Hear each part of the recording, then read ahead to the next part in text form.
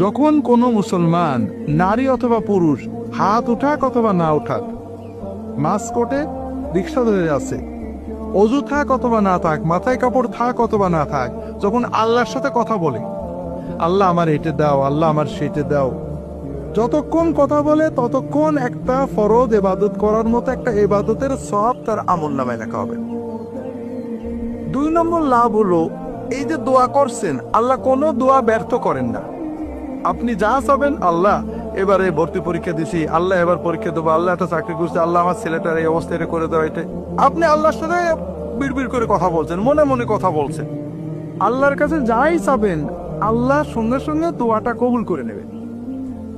তবে আল্লাহ দেবেন 3 ভাবে, 1 ভাবে। হয় যেটা চাইছেন ওইটা দেবেন, নইলে আপনার একটা বিপদ কাটিয়ে দেবেন, নইলে আল্লাহ আখিরাতে জান্নাতে আপনার জন্য সব জমা করে রাখবেন। লস নেই।